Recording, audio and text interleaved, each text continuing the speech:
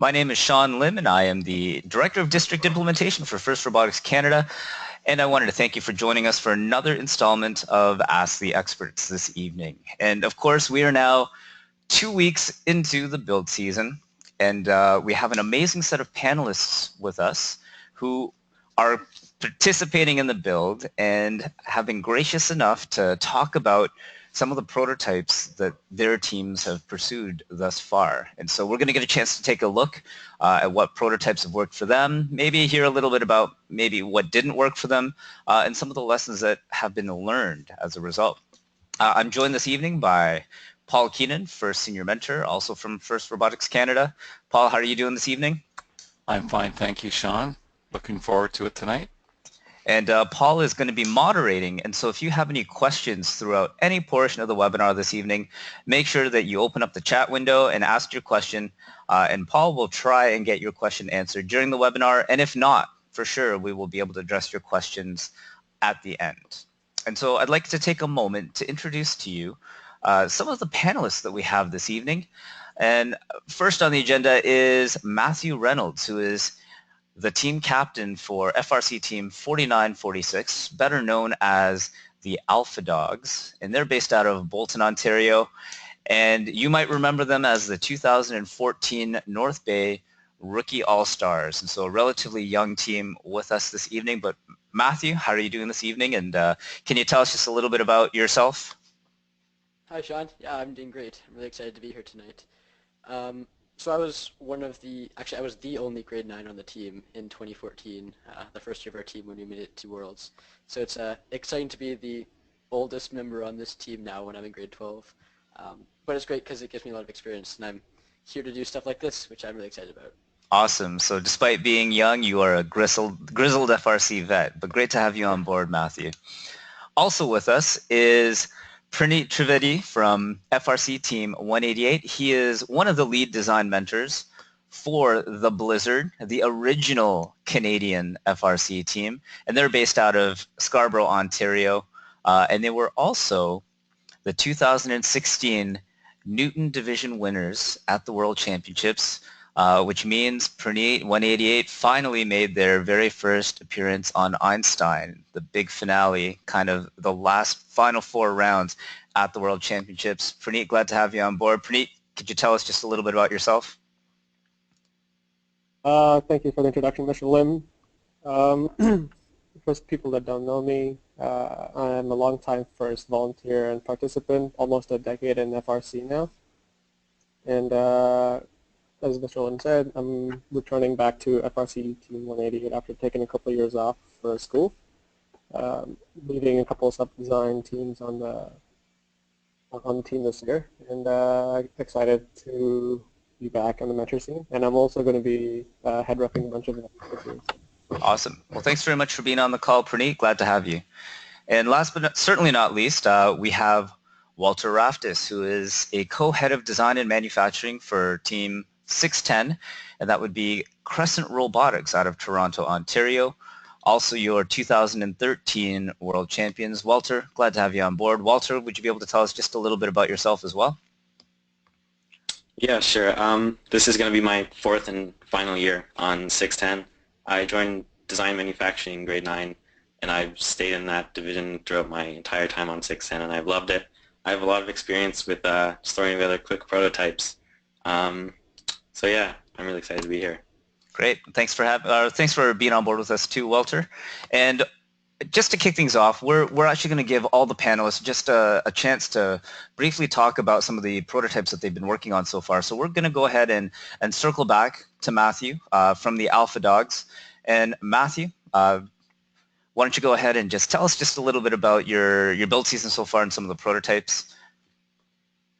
Yeah, sure thing. So I think as a 4th year team, we have a bit of a unique view to bring to things. We've been around for a couple of years, so we kind of have a little bit of an idea of what we're doing, but we certainly don't have the years and years of experience that teams like 188 and 610 have. So one of the really useful things that we do is we like what a lot of teams do, is we look at other resources like RI3D and stuff like that for some of our prototyping.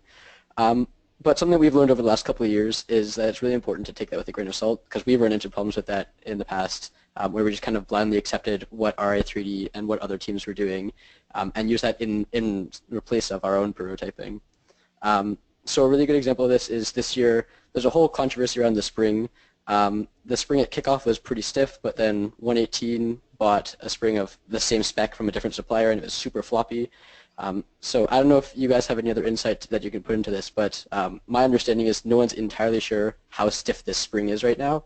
So a lot of our 3D teams were counting on a very stiff spring, and in fact some of them for their prototypes used a solid steel bar, which worked great if the spring's going to be really stiff, but if the spring is going to be really floppy, a lot of their passive gear loaders aren't going to work, which is something that we discovered, and we fear that a lot of other teams are going to face too if they assume that the spring is going to be really stiff. Because even if it is stiff at the beginning of a competition, by the end of the competition after it's being banged around, it'll probably be pretty floppy. So on the next slide we can see at the beginning of our competition, at the beginning of the build season, we were planning on doing a slider very similar to what RI3D had done, so just a passive gear loader where it would slide in here. You can see we sketched up some rough geometry on the board and then built out of plywood to kind of test the concept. And it worked pretty well. And so assuming the spring was going to be nice and stiff, this was our plan to move forward because we thought this would be simple. We can avoid adding any unnecessary motors and pneumatics and stuff like that. But after seeing after reading about the spring and how it might be very floppy, and also about thinking about how it might deteriorate as the matches go on, it might end up being very floppy by the end, we realized that this might not work at all because the gear could very well just fall right off the end of the spring if it's too floppy. So we're redesigning right now. We've sketched up but haven't really finalized a design that will be actually pushing the gear all the way back onto the spring so it can avoid falling off. But this is something that we've kind of learned a lot from because we took what we thought we knew by looking at RI3D, but we realized that it's not always the most reliable resource in the world. You still need to do your own research, which I think is something really important for a lot of teams to realize.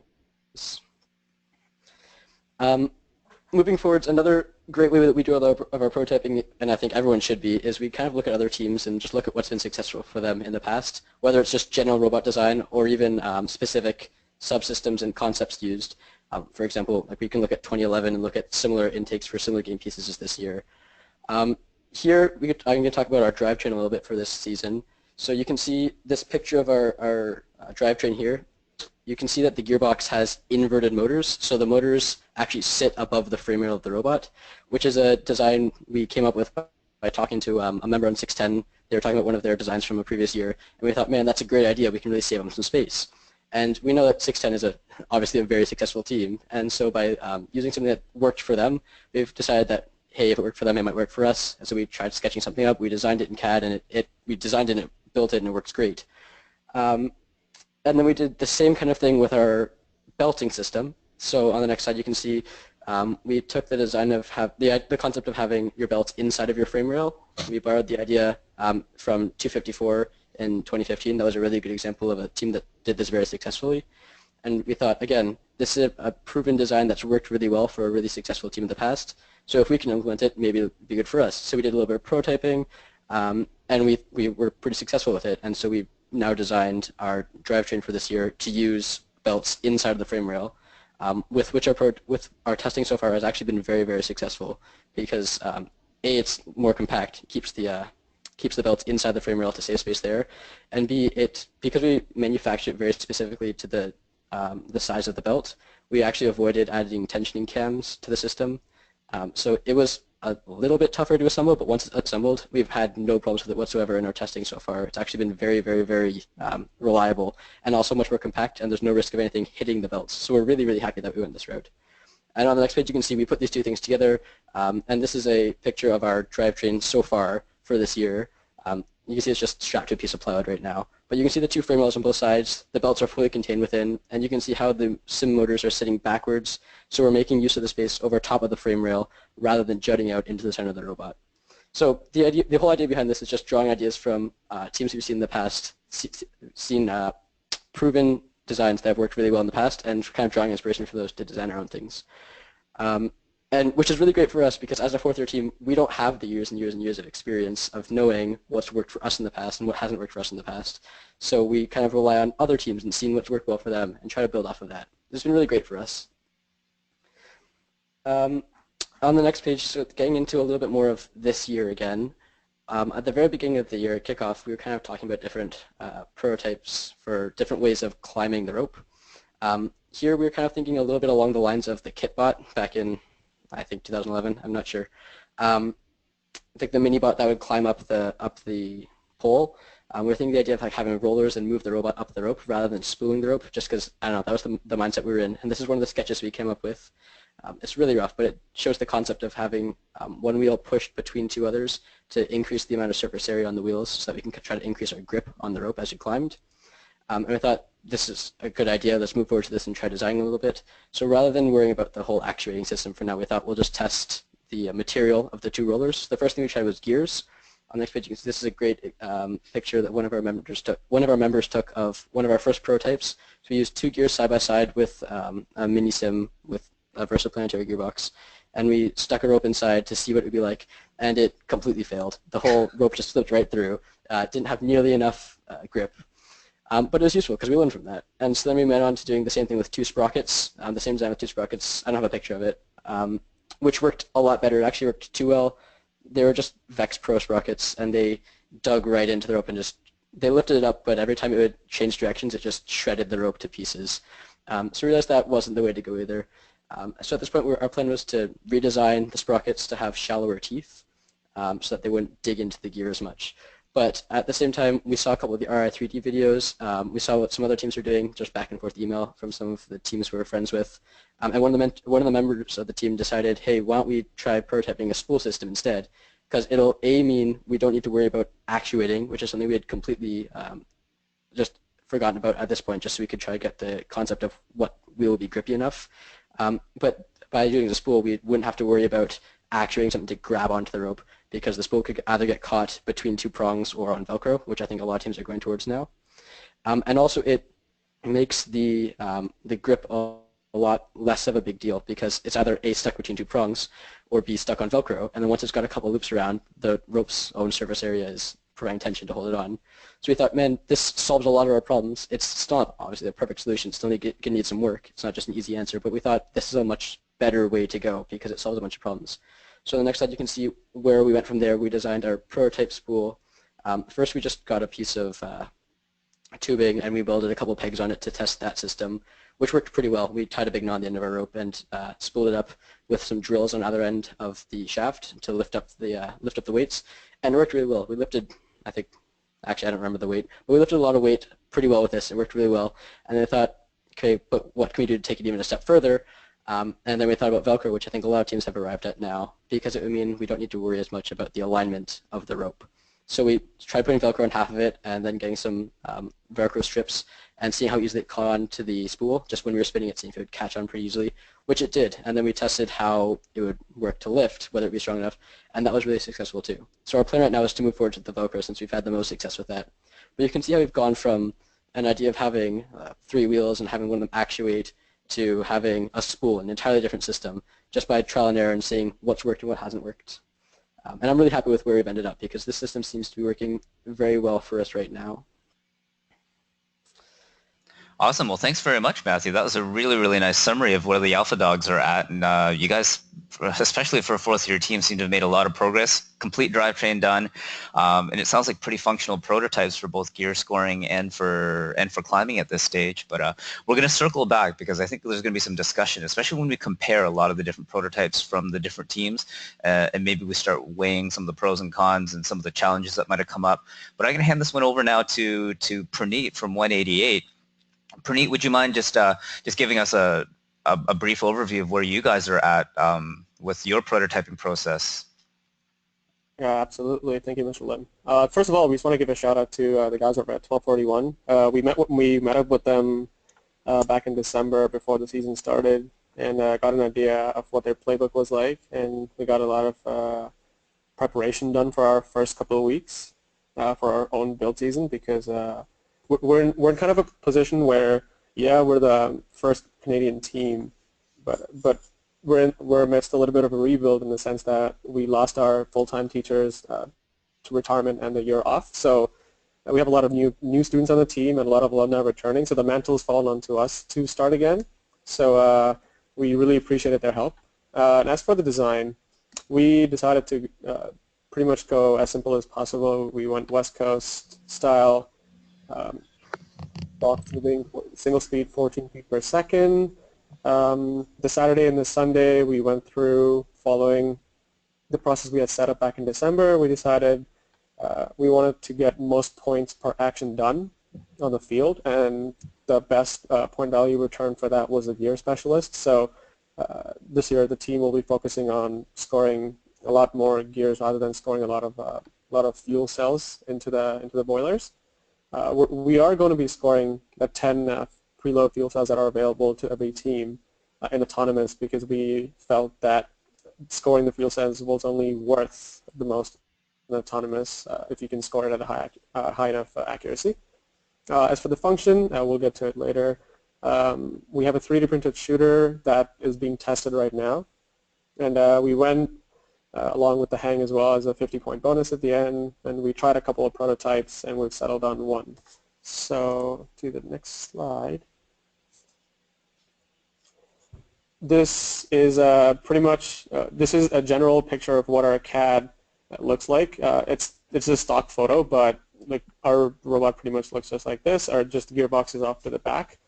We decided to go West Coast style to just keep it simple, because the students have done it in the past, and there's a lot of successful teams, as Matthew mentioned earlier. 254's done it, 973's done it, and recently a lot of teams have tried their own variation of it and has been really successful.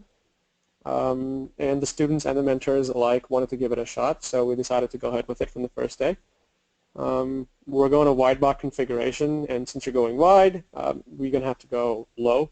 So we're going 2 foot tall, 34 by 30 is the frame, because just a reminder to teams, bumper is part of your volume restrictions, which a lot of teams might forget. So the robot volumetric restrictions are one of the biggest challenges in the FRC game this year itself, comparable to 2013, some might say. So, and this is, the drivetrain was decided in the first 2-3 days, and then based on that, the priority was set up to be a gear specialist, so acquiring and scoring gears was the most important part of the robot, followed by the hang, and then followed by the 10 balls in auto.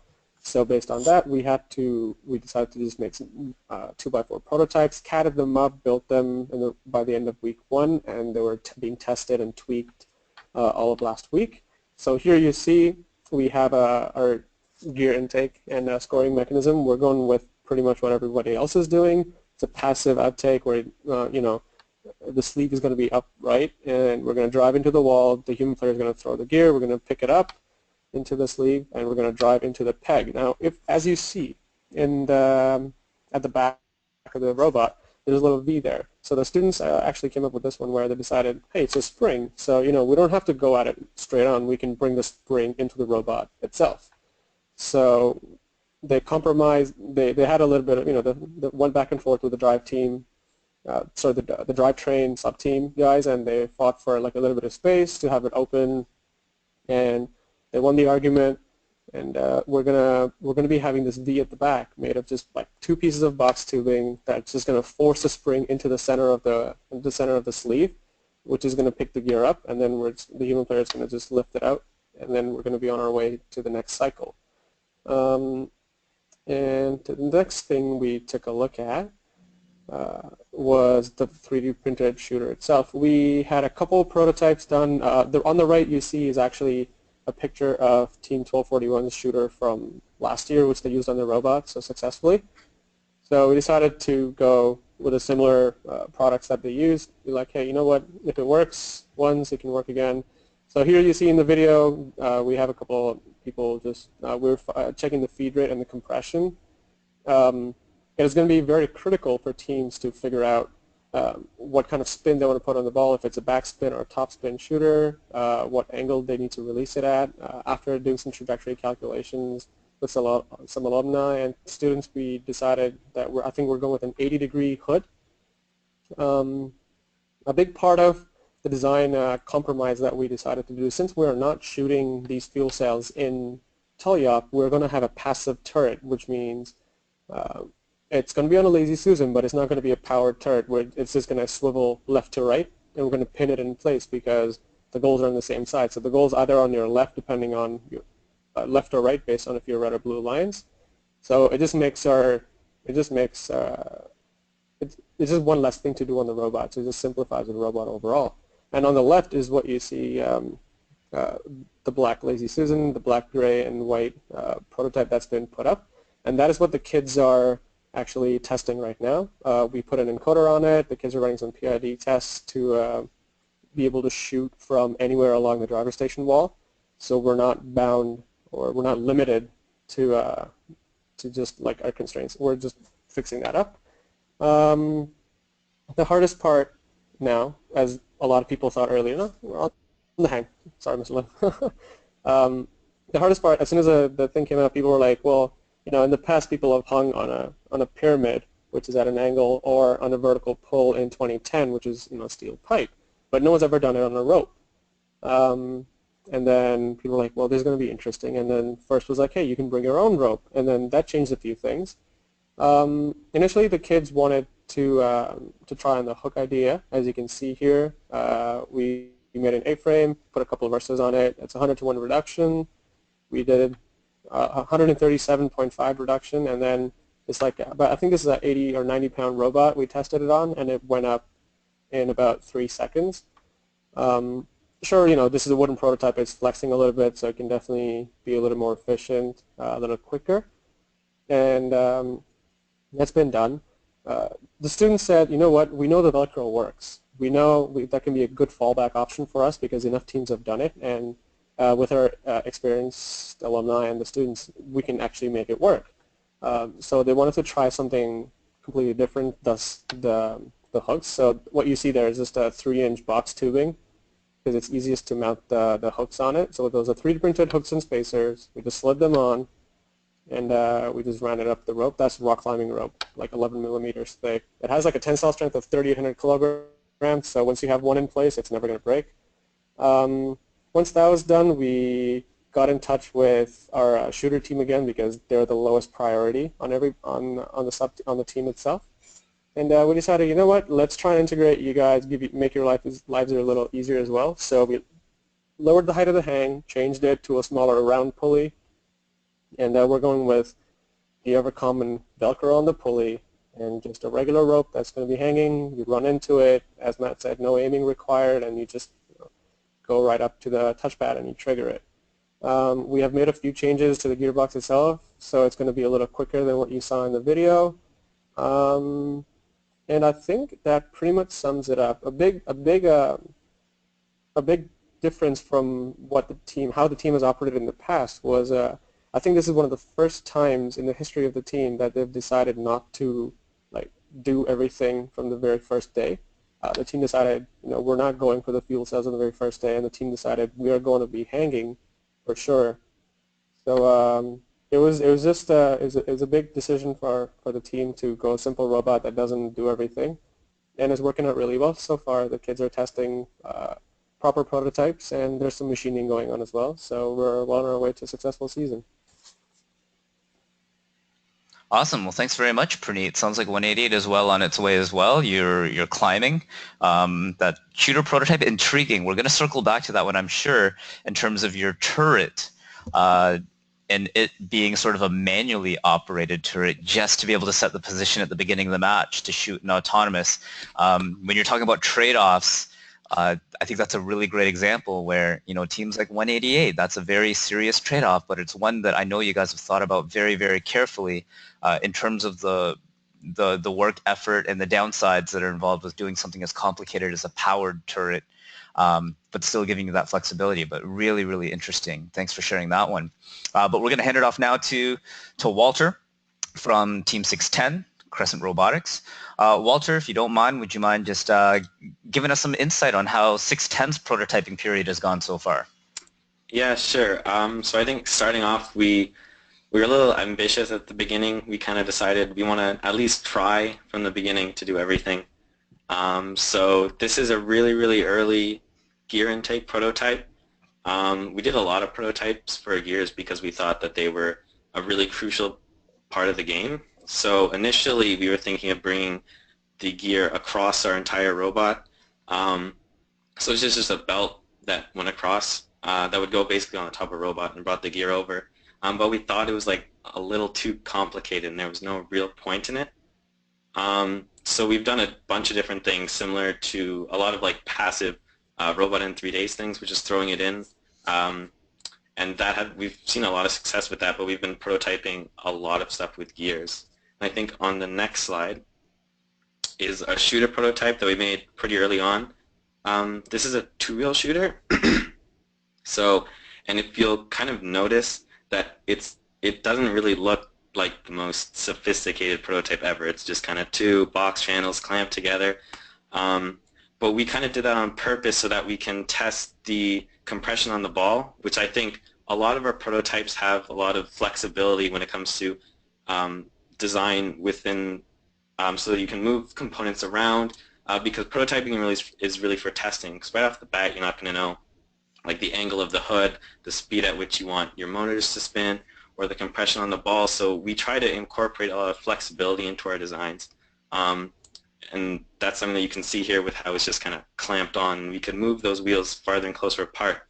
And also I'd like to kind of mention when it comes to like a lot of prototypes, because we've prototyped a lot this year, you're obviously not going to be able to put everything on the robot. I think a special story that I've come to like really appreciate this guy on the team, the guy that's feeding all the balls into the shooter there, his name's Graydon, and he's been on I think 4 different prototype groups. Not because he kind of hasn't found what he's like, but just because the 3 before him have been, they were really good prototypes, but they just didn't really work with our strategy or with our robot. So he wasn't really deterred when he said, unfortunately, Graydon, this isn't going to be on the robot, and he's kind of moved from the next prototype to the next, kind of happy to do whatever. And I think that's a mentality that's really, really important when it comes to prototyping, because obviously you're not going to have everything on the robot. Expect like you're not going to have like a 1-wheel shooter and a 2-wheel shooter. That doesn't really make a whole lot of sense. But it's important to try everything because you never know what could be the best. Moving on, the next video is another shooter. This is a single-wheel shooter, and it's a little bit blurred out. One of our new mentors decided that we didn't really want to show off our shooter too much, but it's basically a single-wheel shooter. And one of the really cool things I like about this shooter, it's again kind of incorporating that flexibility. It has like a million slots all over it, so we changed the angle of the hood, how close the hood is to the wheel. It was really, really easy to swap out the wheel so we could try different diameters, different weights. We actually just ended up slapping gears on it at one point so that we can get the flywheel spinning with a lot more mass. But yeah, we've tried a lot of different shooting prototypes with some mild success. I think we have one nailed down right now. And this is without PID. So I think in the next slide you'll kind of see we like to incorporate a lot of coding is kind of a big part of our team. We like to do a lot of PID, and we're doing some fancy vision stuff this year. But this is something new that we've added to the team. We call it the proto board. So if you notice, there's like a Robo Rio, a PCB, and all that jazz on there. And in the bottom, you can't really see it, but there's a place for a battery and an air compressor and a little bit of pneumatics incorporated into it. So we found a problem that we had a lot in past years is that we get these prototypes ready, they were mechanically machined, assembled, and in theory working. But when it came time to actually running them, it was hard to get enough, like even like just Robo Rios. Like it's hard to, we only really have like 1 or 2. One for like the actual robot and one we got for the kit bot. But now it's like really easy to just throw a motor on here, throw some quick code, get pneumatics working, get motors working, so you can like test it really efficiently, quickly. Another thing that we don't actually have a photo of, but it's in the 2-wheel shooter video I just noticed. It's a little black box, and inside there's a little motor controller. There's 2 of them and like a Anderson battery lead. Yeah, it's just that little box. I think it comes up later. But basically what that is you shove a motor in there, and it's a little knob that you can turn and you can change the power. We found this incredibly useful this season. Just like little things like that, just to get your prototyping really off the ground. Because it's hard, you can't really like, we've used drills in the past, but this is much more consistent because it's much more what you're actually going to find on your final designs. Yeah, I guess moving on from that, Yeah, I think that's all we had on for 610. Great.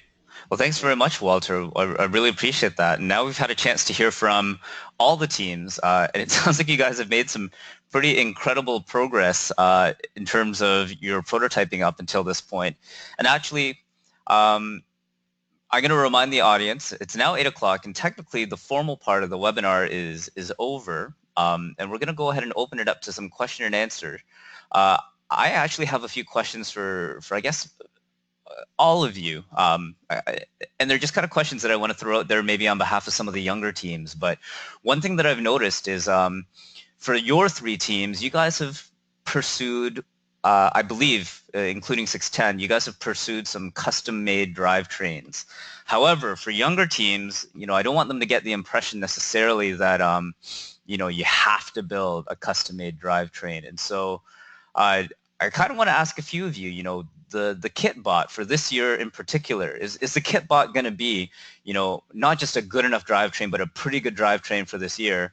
And maybe under what circumstances would you want to consider, building a custom drivetrain? And, I'm going to qualify that very quickly. At this stage of the game, teams, for you listening here, you don't want to today decide that you're going to build a custom drivetrain. You kind of needed to make that decision actually back in the summer. But for you guys, first of all, is the kit drivetrain pretty good for this year in your opinion? And under what circumstances might you consider doing the custom drivetrain? So I'll fire this one off maybe first to Pranit. Being on 188, you've probably seen a lot of custom drivetrains. What do you think for this year, the kit drivetrain? Good? Yeah, being on 188, I've seen robots. I mean, personally, I've been a member of the team that had a robot with 2 drivetrains on it that could work on foam wheels, on yellow foam wheels as well. But I think apart from that, I think this year's kitbot, just like any other one, is pretty solid for this year's game. Everyone can count their blessings that it was a flat field, so we don't have to worry about these special mechanisms that's going to help you lift your robot up over a bump or any of that. Other than that, I think overall, I think Team 1114, that they published their Kitbot on Steroids document really like almost 5-6 years ago, and it's just basically you just you build your basic drivetrain kitbot, and then you put a piece of 3/4 inch plywood in the middle and one shaft collar across in the middle, and that's pretty much it. It's a really solid thing, and a lot of people forget. They always get caught up when the game is released. It's like, oh yeah, I want to be able to pick up like 100 fuel cells, or score like 20 gears. I mean, there's only 18. Score a lot of gears, but then they forget that the most important part of the robot is when you get on the field, if you don't move, you can't do any of that. So the utmost priority every time has to be the drivetrain. And I think just like any other year, the kitbot is just a solid piece of machinery that, when put together well, will get you through the whole season. And people really underestimate the value of it.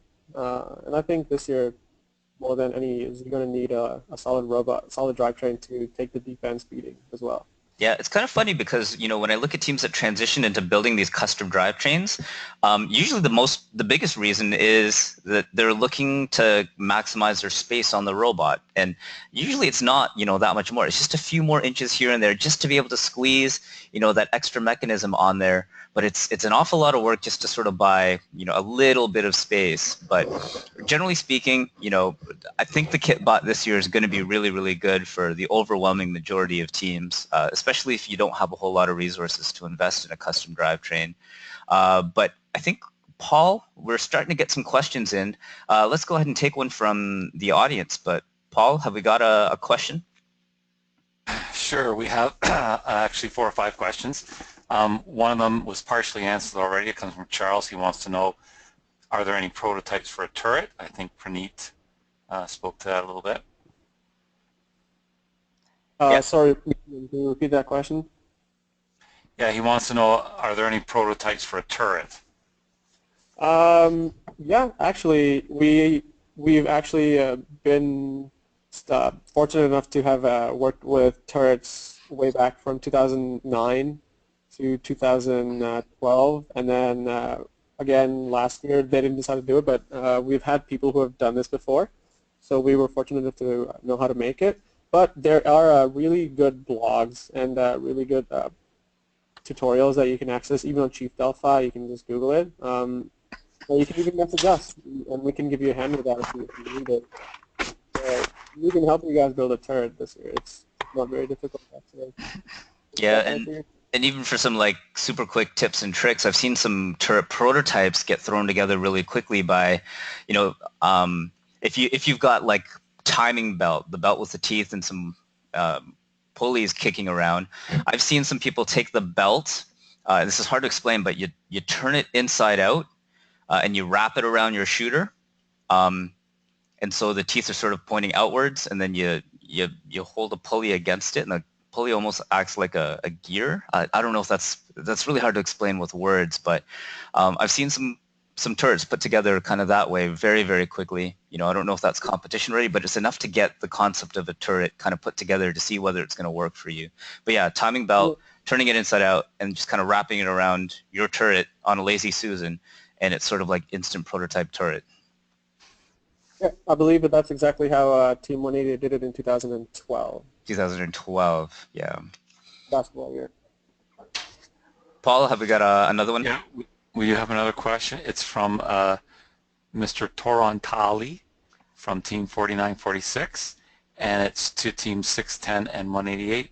And he wants to know, do you have a tight schedule that you that you stick with during prototyping, and has that influenced which design you had to go with?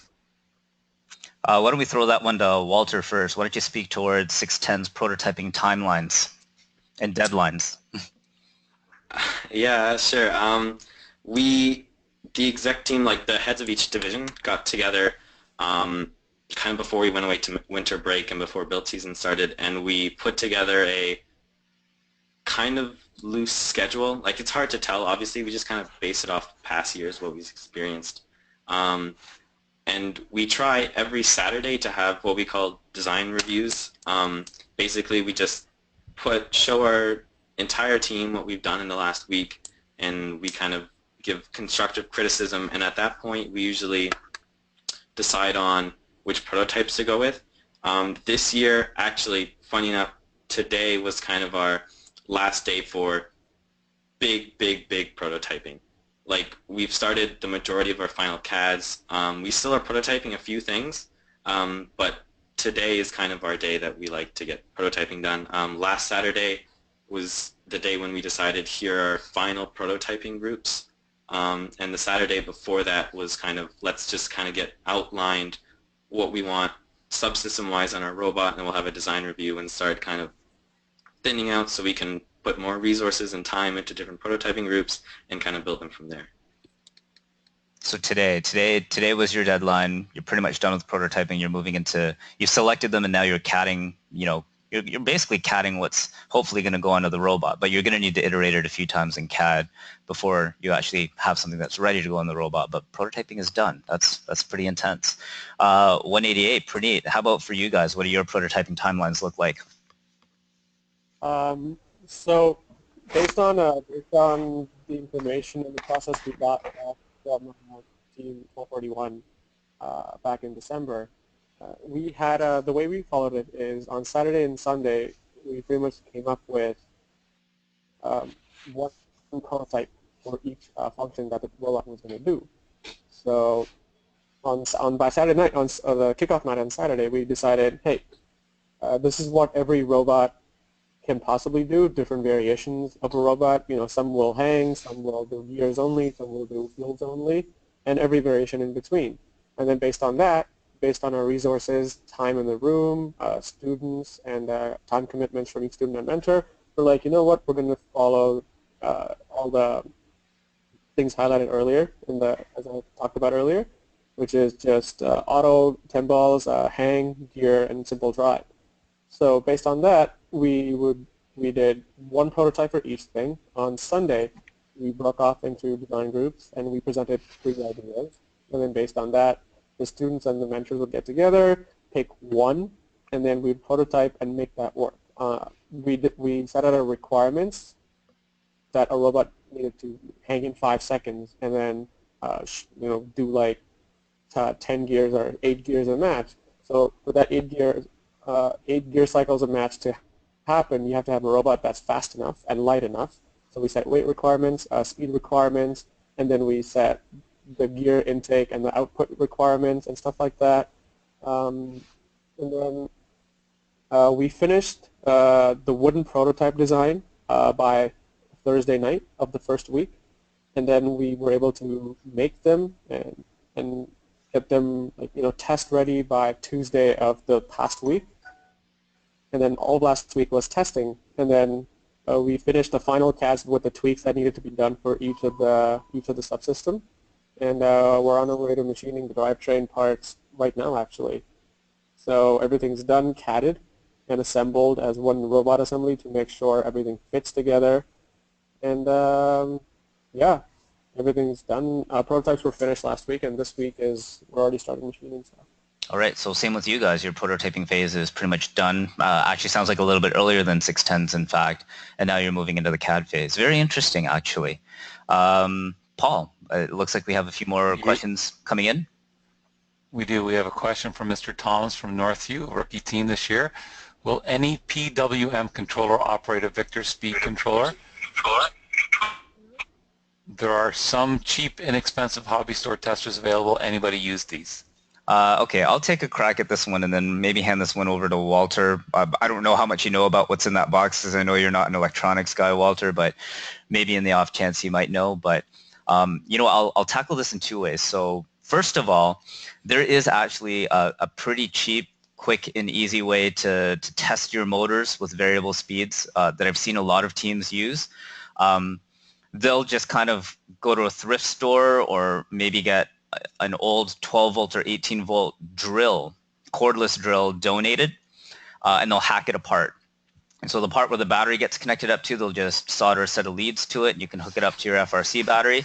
They'll rip the motor out of the cordless drill and then solder on some leads that normally go to the motor.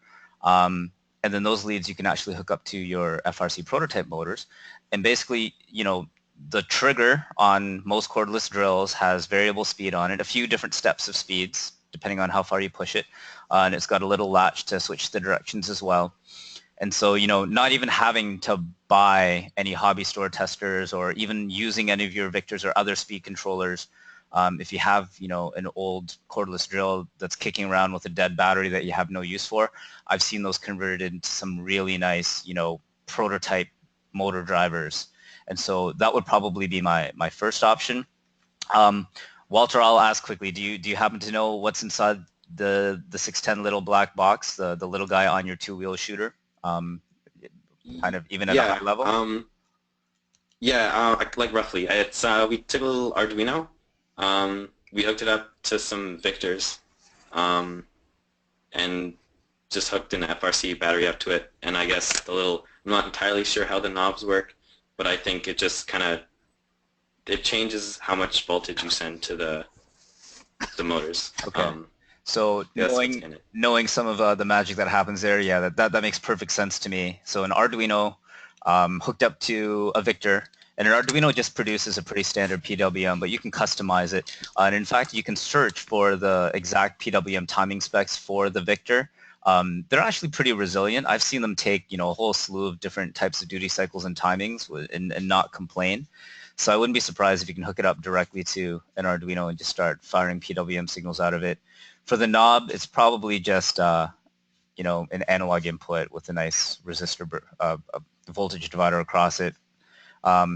Yeah, it's really nice, but a little bit of work, a good project, I'd say, for pre-season to get your electronics students, up to speed with some of the technology.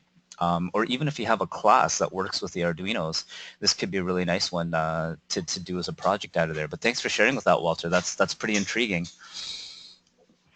So we do have another question from Charles Jew. He wants to know from 610, what is your opinion on vision tracking? All right, so I'm going to fire this one off to the Alpha Dogs very quickly, because you're in an interesting situation. Fourth-year team, still building the program up, but doing a really good job at it. I'm curious to know, have you guys considered vision tracking of any kind for this year? I don't know if that even relates into your strategic goals, but Matthew, did you look at vision? Did you look at vision at all? Yeah, for sure. We're in the middle of developing that right now, actually. Before I take this, I just want to jump back for a second and just mention really quick, just as a reminder, in case you didn't know, there are only 9 motor controls which you're allowed to use on the actual robot. So outside of testing, just make sure you check the manual, make sure you use the right motor controllers, just in case. Just want to make sure that's clear. But yeah, in regards to vision, we have used vision on our robot 3 times in the 4 years we've been around. Our first year was really simple because we just used a bunch of example code and just looked if we had 1 rectangle or 2 rectangles. So we're really happy with that. It was a really good place to start. And then as years have gone on, we've gotten more and more complicated. Last year we got too complicated and it didn't work, which was a shame.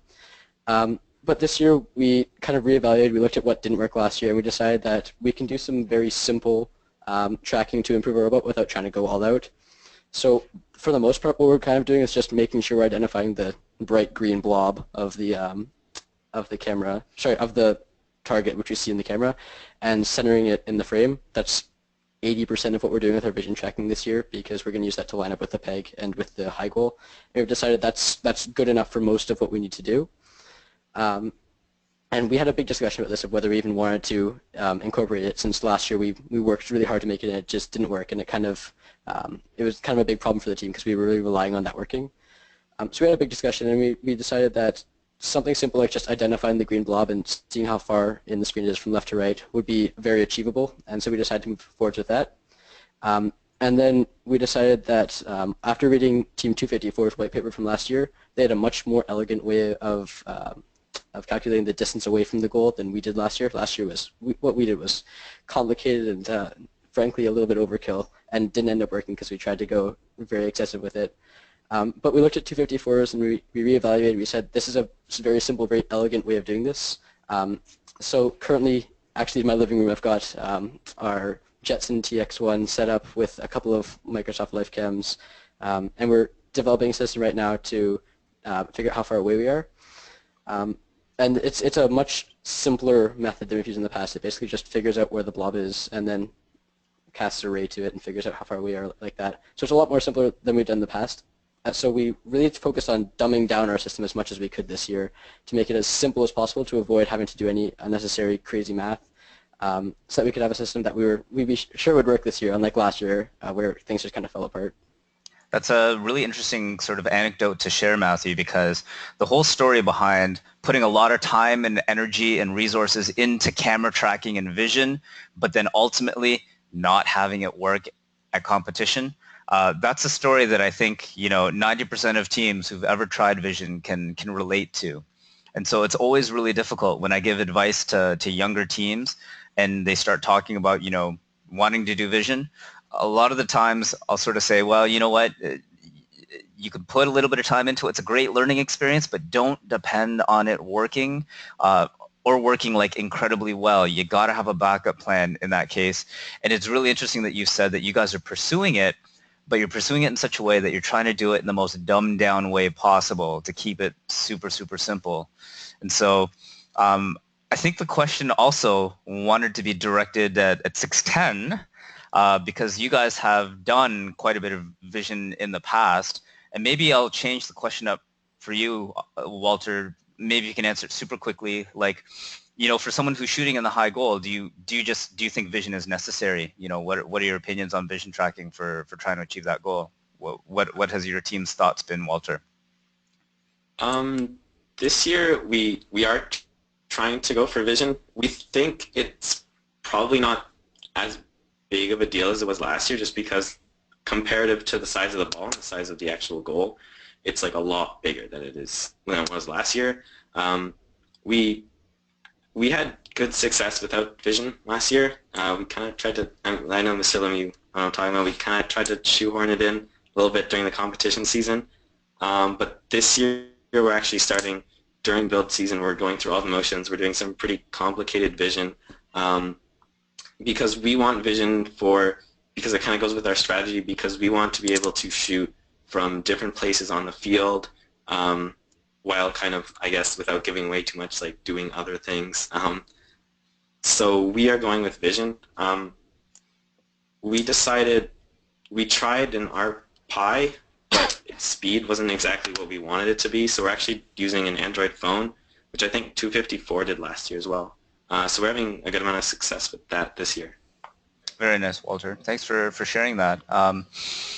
Paul, I think we're still getting a few more questions coming in. So We are. So Parth wants to know, when do you as a team know a prototype is dead? Because you could always keep iterating to make it work. oh, what a great question. And this is one of the hardest parts about doing FRC, because if you're doing it right, 90% of your prototypes and ideas are not going to end up on your robot. And so to 90% of the people, you're going to have to tell them, no, like, I'm sorry, we've kind of got to stop that particular idea and pursue something else and focus our energies and regroup and do that. And I know Walter alluded to that in terms of, a culture and a philosophy of being okay with that. And ironically, it's that sense of resiliency which usually ends up dictating how successful a team is during build season. But this is a great question. I'm dying to know. And in fact, I'll circle this one back to 188 and Pranit. Pranit, how do you guys determine and just know when a particular prototype is dead and you've got to just kind of maybe wrap it up and move on to some bigger and better things, even if you're not 100% sure if it can be bigger or better, because you can continue to improve it. You never know, right? It's a bit of a gamble.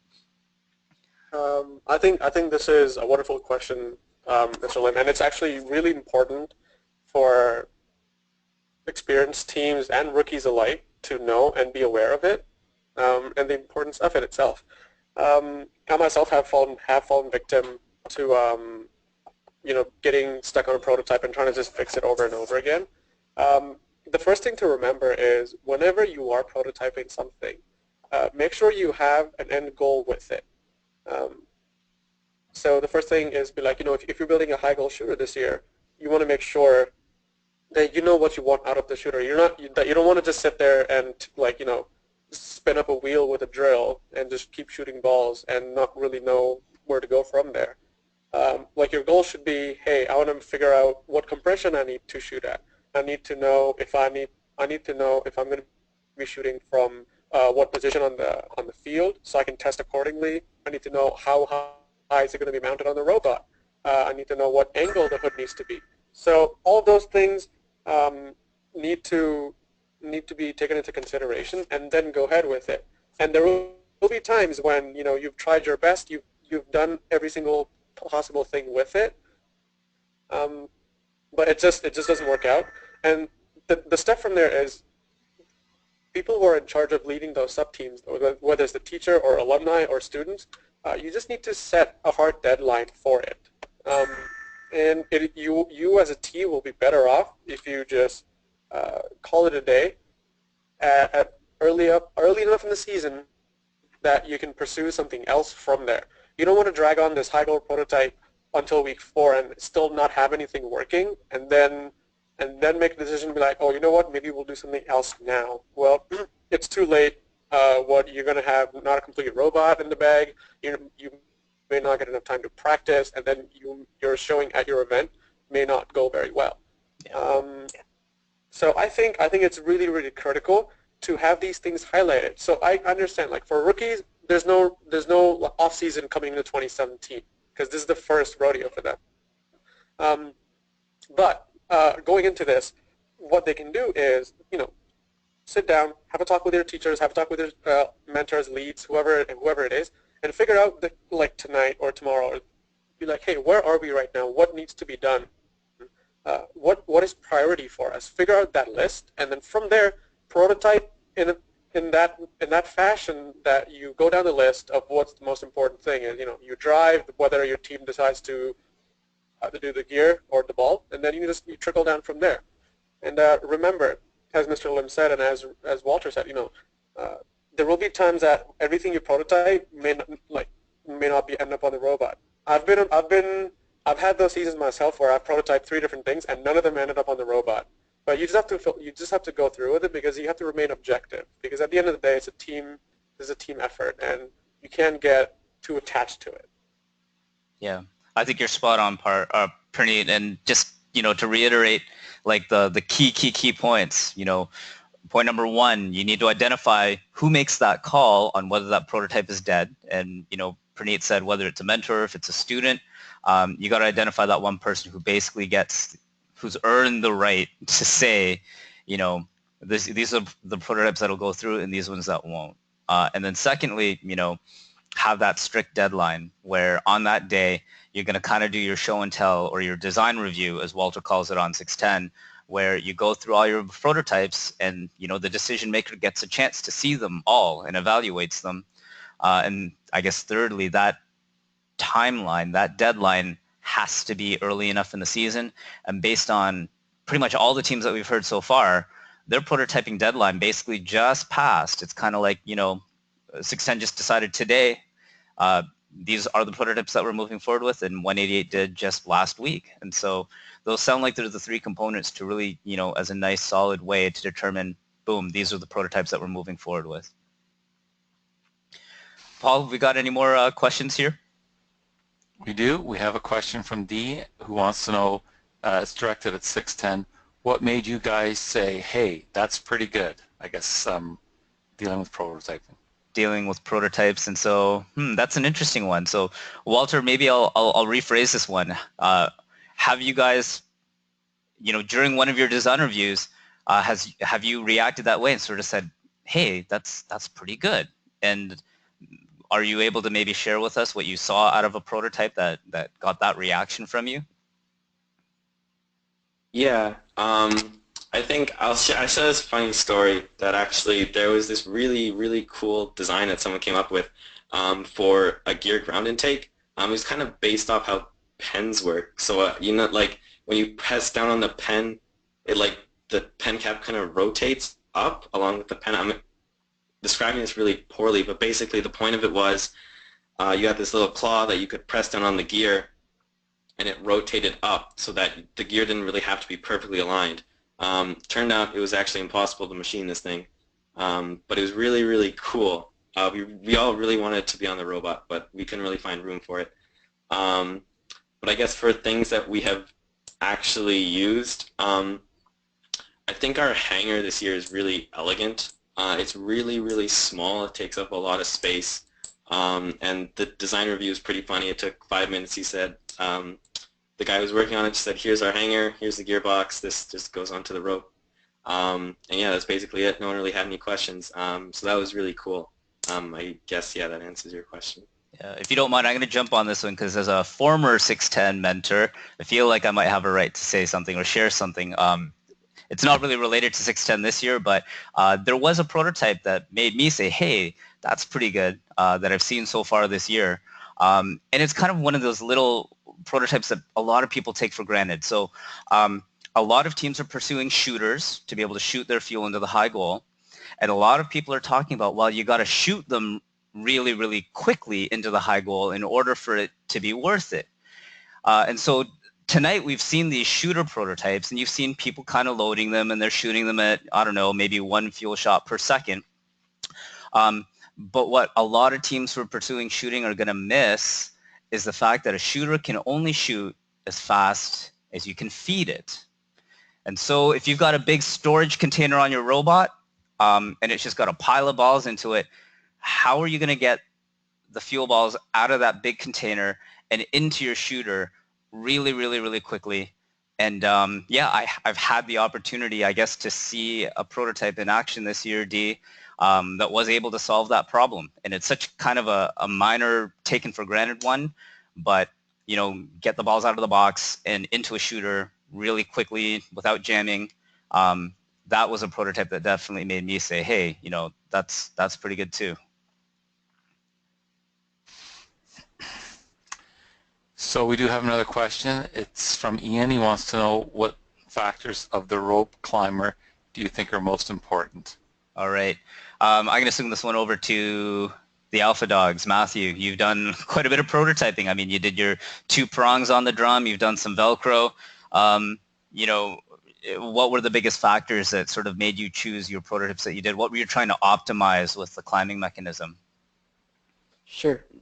So with the first couple, our main priority was just trying to find something that would be very grippy because we were really worried about slipping on the rope because the idea of a spool actually hadn't occurred to us at that point. So we were focusing on what was to be like the best way to grip onto the rope really reliably without it slipping through. And then when we came up with the spool, that kind of whole need to think of something very grippy kind of fell away because this much more elegant design kind of got rid of that. And once we moved to the spool, our main focus became how to grab onto the rope reliably.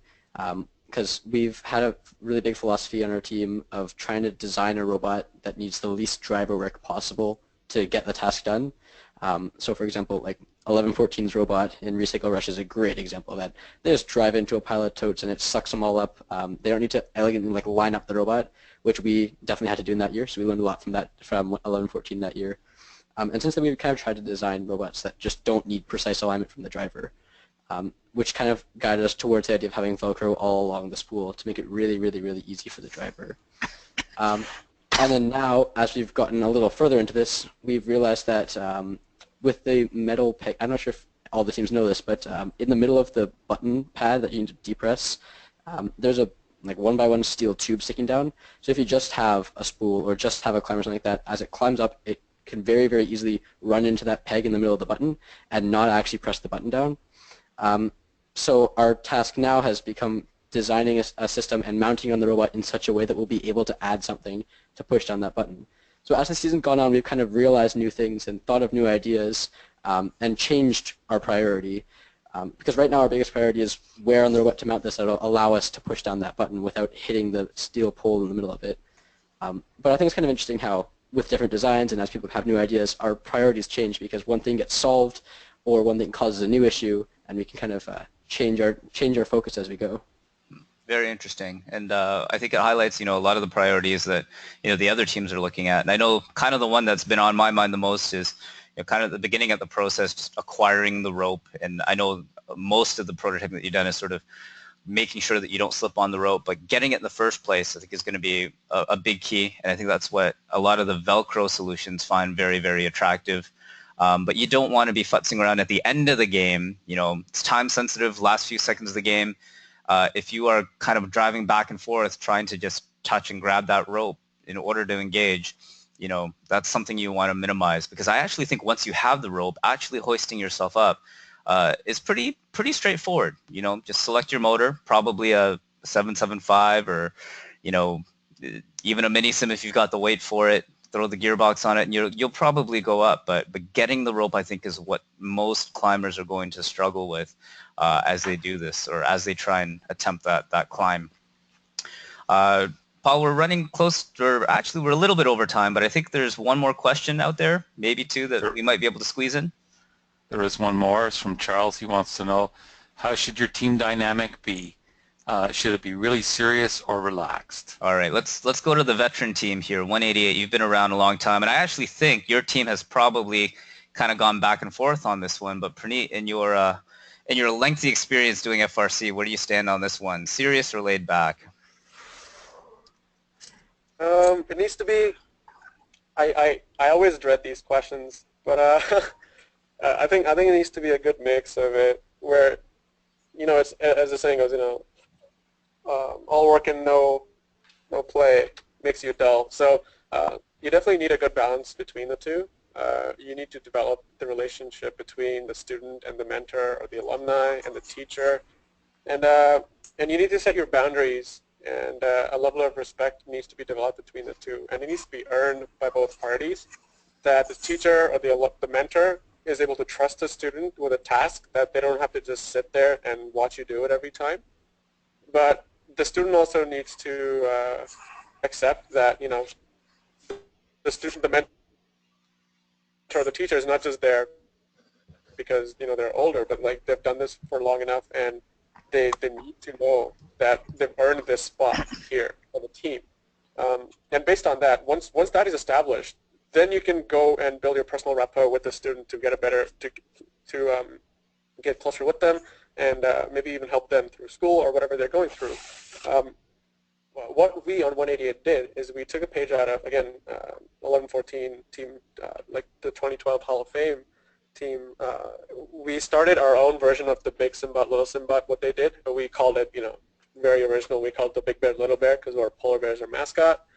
And we started that program back in 2015, and every year the mentors will work with 2 or 3 kids really closely during the season, and then we will actually have a draft of everybody who's on the team. We're like, well, I want to like get mentor this kid, and this kid. I want them to be my little bears, And then, we get to, it's super cheesy, I know. And but what we do is we get close to them, we work with them, we help them with their homework, we help them through school, robotics. And from there, we go on, we have like fun activities on the side. We go bowling, we go to like movies, we do like stuff on the side as well to keep it relaxed. But it's really important. It's really important to have a good balance there. And it's a very important question too, because you know what? At the end of the day, you're doing this for fun. You can't let this consume you in a way that just like burns you out. So, yeah, good question, Charles.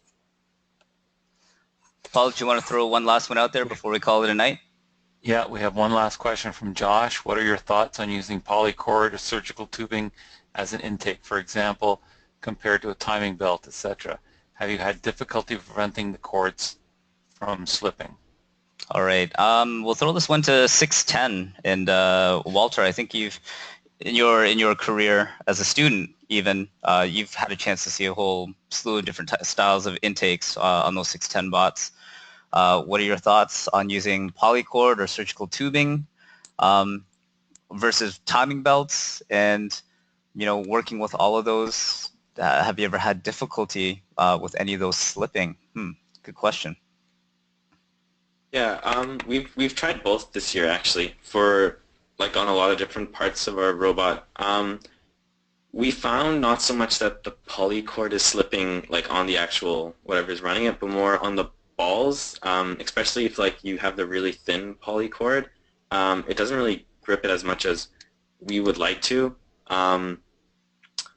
So we kind of are tending this year to go to timing belt, also because it's kind of hard to get your polycord to an exact length. If you'll notice on the first gear manipulator video that we showed, that orange kind of tape, it's like a rubber, you have to splice that together on like a hot plate. It smells really, really bad and it's kind of hard to do. So I think right now we're kind of going more towards timing belt just because it's a lot easier to space out, and we think friction-wise it's a lot easier to grab the ball. All right. And bring them into your robot. Some good advice on some of the tubes. Timing belt is not one that I've personally worked with a whole lot, but that's it. But thank you, Paul, very much. And Paul, I think you've got one final little point of information that you wanted to share with the community just before we wrap things up this evening. Right, so we have an unofficial, I stress, unofficial rules quiz that's been put together. There's 130 questions in the test bank. You would get 30 at a time. 184 tests have been taken so far, but we're going to have one 24-hour period from 8 p.m. today to 8 p.m. tomorrow where you can take the quiz, and if you're one of the first 3 students to get 100%, you would win a First Canada hoodie that would be delivered to you at whatever competition you first enter. Very nice, Paul. So really excited to see that. And I'll post that on the first Facebook page so you have the access to the link and so forth. All right, and that link will also go up on the YouTube archive as well. And so thanks very much, panelists. I wanted to take a moment just to thank you especially for sharing your time and expertise. Really, really great information on where your teams are at in the prototyping process, especially for our younger teams who may not have gone through this before, just to understand, I guess, where the timelines are for some of the more established teams out there. If you're not quite at that stage, don't worry, don't panic. There's still a few more weeks to go. And these are kind of prototyping processes that teams have been able to refine over a series of years up until this point. But I also wanted to let you know about our webinar for next week, where we'll kind of be circling back to look at strategies again. And now that we've heard from teams and what they've been able to build up until this stage in the season, some of our assumptions about how this game is going to be played might have changed based on the successes or failures that we've seen from some of these prototypes. One interesting thing we'd like to talk about is practicing, something that a lot of teams take for granted, and really how teams are going to practice in order to see a lot of success on the field. We'll also review some of the more popular question and answers that have been asked on the official Q&A system, and maybe we can ascertain some of the more popular answers to the popular questions that have been asked and make sure you guys are all up to speed. And last but not least, a lot of these a lot of the gameplay will be determined by what kind of calls the referees are apt to make. And so some of these can be a little bit judgment calls, some of them can be a little bit more difficult, but we might have a discussion on, when we see this game played for the first time, what do we predict some of the most popular penalties are going to be? What are the things that you really need to watch out for? What are the common mistakes the teams are going to make out there that could cost you a match, and how you can avoid them? But everyone, I wanted to thank you for your time once again. Thanks for being on the webinar with us, and hope to see you next week for our strategy review session. Have yourselves a great night. Good night.